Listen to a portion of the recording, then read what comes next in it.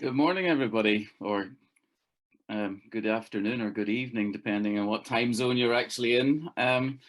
Welcome to day two of IBioIC's 7th annual conference towards net zero, growing the bioeconomy.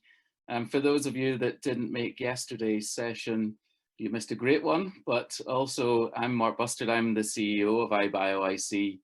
And it's a great pleasure to welcome you all back again this morning to day two of our conference. I'm delighted to say that we had a few more people join us yesterday, so we're just touching about 800 delegates at this meeting, which makes it the largest meeting of people interested in bioeconomy in the UK, and actually one of the more significant conferences across Europe as well. So I hope you have enjoyed what you've seen so far, and I hope that you enjoy today's session. We've got some great activities, some great speakers and topics, and I just thought I'd reflect on yesterday. We had a fantastic day where we heard about climate change, we heard about how industrial biotechnology skills and workforces can be brought to bear in areas impacting health and in response to the COVID-19 pandemic.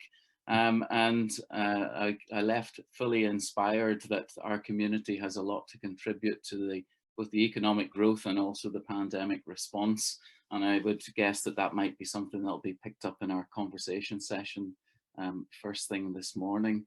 What I wanted to just touch on, I think we didn't mention too much about it yesterday, but workforce skills and people are absolutely critical to the success of what we're trying to achieve to grow the bioeconomy in Scotland and the UK more widely. Now that depends on where you sit. Academia is incredibly important, business critical, and the partnership with government in supporting both of those initiatives is absolutely essential. Over the last year, we've seen some fantastic new partnerships that we've developed and that have led us to support entrepreneurship and innovation. Last year, IBioIC invested 1.25 million in the growth of the bioeconomy through industrial biotechnology by putting some funds together with match funds from other organizations and companies and networks to try and help the growth of companies in the UK. Other partnerships that we developed were with Zero Waste Scotland and around whisky co-products. We were working with the Scottish Edge in partnership, which is all about entrepreneurship, which I'm passionate about. And we really saw some fantastic progress in building new sustainable supply chains across the UK. And we'll hear a little bit about one example of those in one of the sessions today about the potential reintroduction of sugar beet into Scotland as a sugar supply to fuel biorefining. I mentioned about the importance of people and workforce. We've been passionate about greening the workforce for some time, even before that term was coined. And we saw the workforce of the future as being critical to the growth of the sector. To that end, we've worked across a range of different organisations. We work with all of the universities in Scotland and also the N8 universities, which are the 8 top universities across the north of England as well in partnership. And we work with a number of colleges, recognising the fact that high-powered PhDs are fantastic to see them as output, but actually when you start to move into manufacturing, you need a broader workforce. And so we've been working with Clyde College and Forth Valley College really well to build HND programs and also retraining of particular skills that that exist in Scotland to be more focused on the green opportunities moving forward. And that is really inspiring. And what we've seen is that we at IBioIC have now a portfolio of over 90 PhD students that are working in partnership with business and academia. And that is a real powerhouse of innovation. And alongside that, we have a master's program, which actually now we've put about 90 students through as well, and of which many undertake an industrial placement, which ultimately leads to employment. So I'm feeling really buoyant that we are providing the workforce of the future. And of course, we can do more. And what we're trying to do is join up the colleges and universities and business as much as we can to grow that.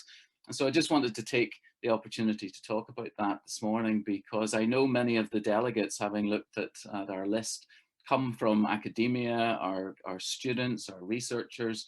And so I would invite you to engage with IBioIC to make the most of what you're doing, and for us to help you interface with business as well to understand their needs and challenges. From my perspective as well, IBioIC has undergone quite a significant change in the last 12 months from the organization that it was to what it is today. And so for those of you that have engaged with us in the past, you will see a lot of new faces and some fantastic skills that have been brought into the organization. And I would encourage those of you that haven't engaged with IBioIC yet up until the point of attending the conference to please reach out and do so. And if you feel we can help you and help your business or help your organization, we would be delighted to have that conversation, certainly. And now the other thing I was just wanting to mention was we have followed some of the big themes, obviously linked to net zero and the UN challenges.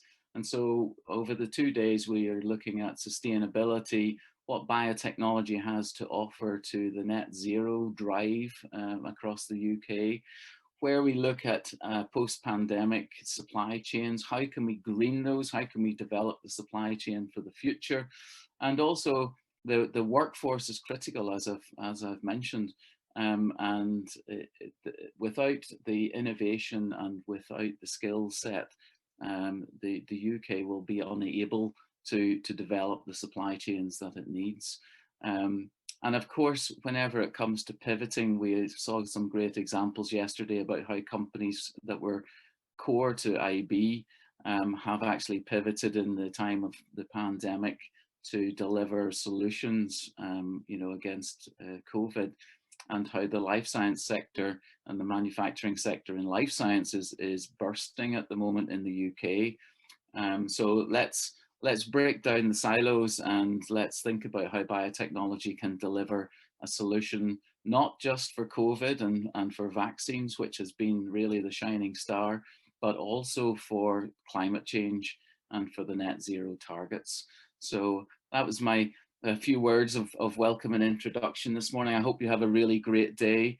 And don't forget that there is virtual networking you can participate in throughout.